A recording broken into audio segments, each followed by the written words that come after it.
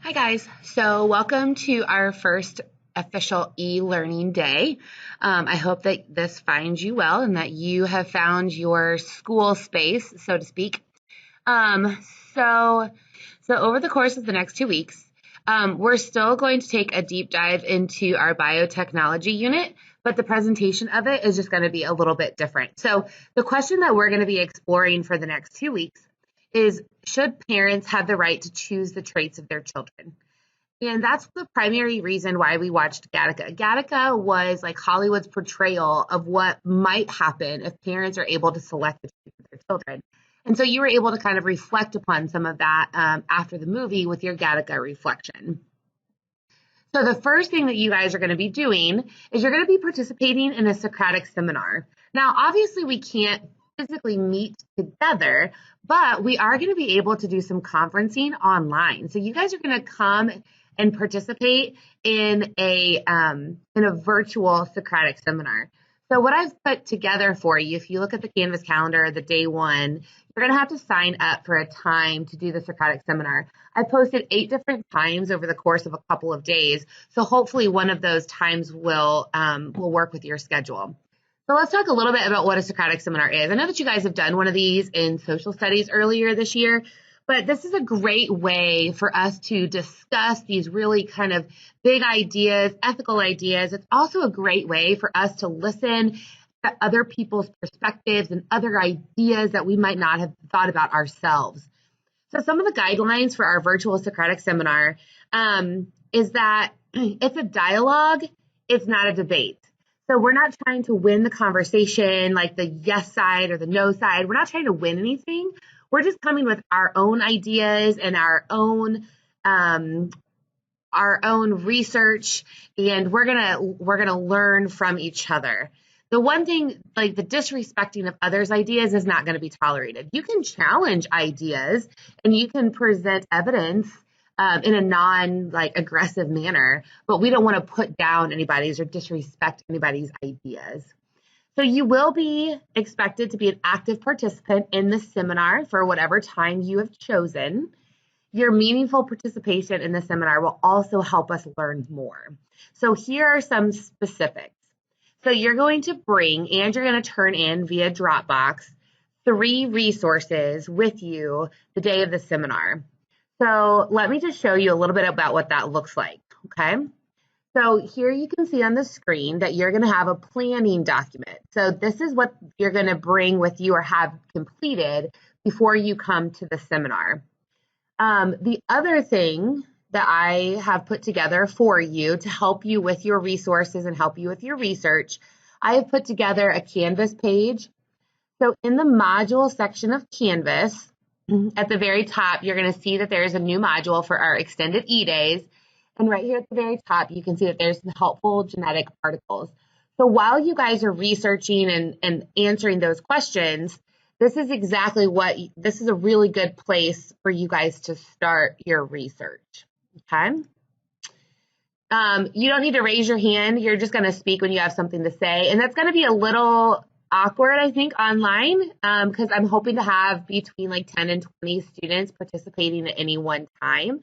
So we're going to have to be a little bit flexible, but also you're going to want to chime in. You will want to listen carefully and you will want to take notes during the discussion, okay? You can talk to and address each other by name. You're going to be able to see everybody in the conference, so we will be able to see your face and we will be able to hear you as well. We want to make sure that you speak articulately, so try to avoid words like, things, stuff, try to speak articulately. It helps if you write things down before you come to the seminar. And again, we want to critique ideas, not people. You can disagree with somebody without being disagreeable. So the big question that we're going to be discussing is that, should parents select the traits of their children?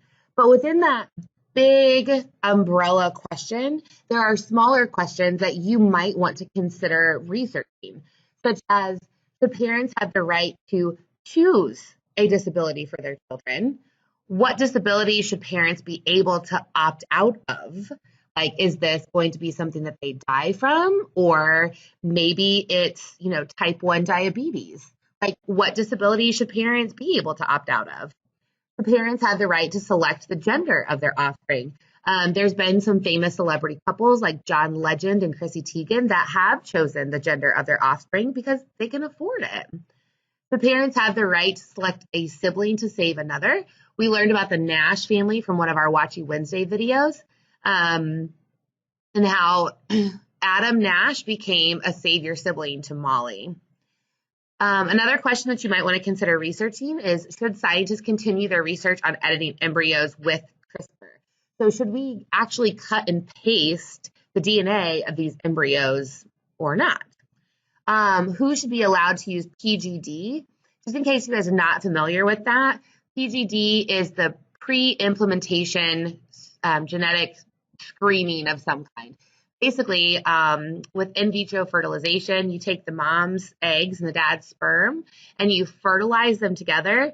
And then that PGD, or sometimes it's called PGS for screening, you can screen the embryos. So you can screen them for genetic diseases. You can screen them for different, for their gender. You can screen them for all sorts of things. So the question that you might want to research is that who should be allowed to use that? Like, who controls, when to use it and when not to? Some other questions to consider: should humans be cloned for any reason? Another one is what are the benefits of editing embryos using CRISPR? Like, what can we serve to gain? And then another question that kind of hits on some of your actual E-Day work from last Thursday: should scientists be able to edit DNA for commercial gain? So with that, you'll want to think about those questions, and you want to kind of bring your answers with you to the Socratic seminar. But not only that, you will want to create 2 of your own questions to ask another classmate during the Socratic seminar. So some things to kind of keep in mind when you create your questions: there's some question stems right there, so you can use those if you want to. So here's how you're going to prepare for your Socratic seminar. So you will need to do some research. And again, I have given you a lot of research on that Canvas modules section on that Canvas page.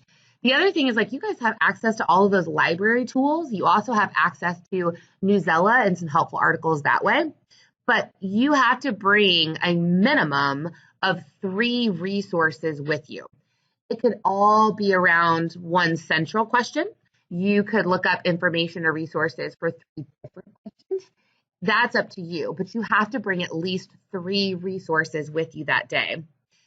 You should bring these along with your notes. You should bring these along with you with any additional questions to the seminar. So again, the seminar is either going to take place Tuesday or Wednesday.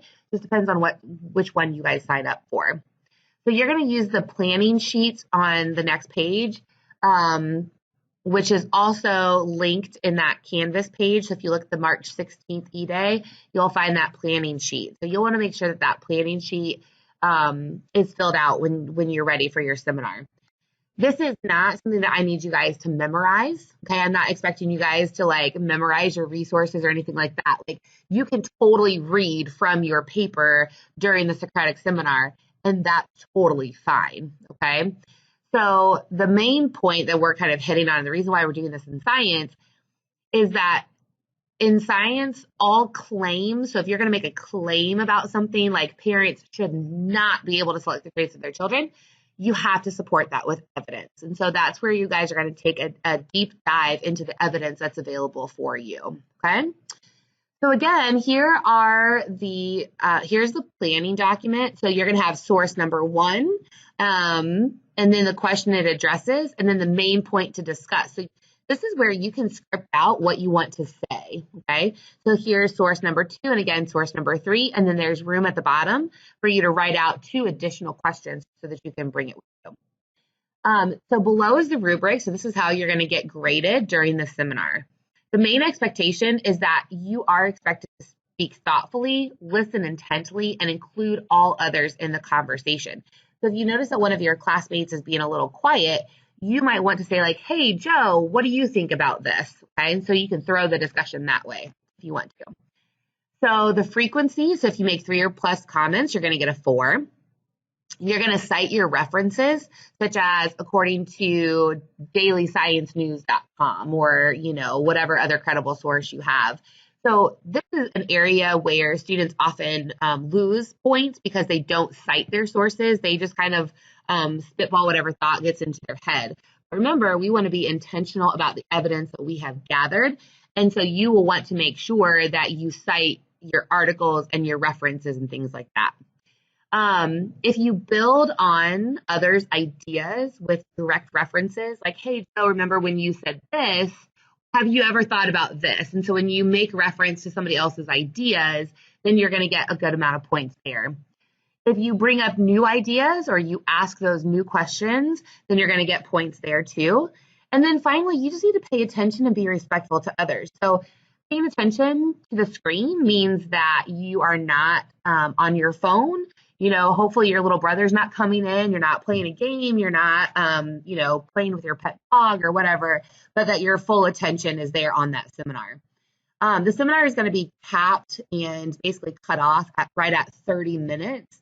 So just make sure that you have a good plan in place for those 30 minutes and that those 30 minutes are going to be free of distraction.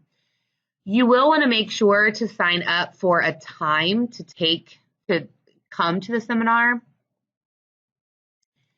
And you'll find the links if you click on day 1, which is March 16th, okay? You're already watching the video, so that's good. The 2 documents that I referenced of the Socratic seminar with the rubric and everything, that's right here. And then the planning sheet is also right here. And then here's where you can sign up for a time. I'm only allowing 20 students at a time to sign up for the seminar.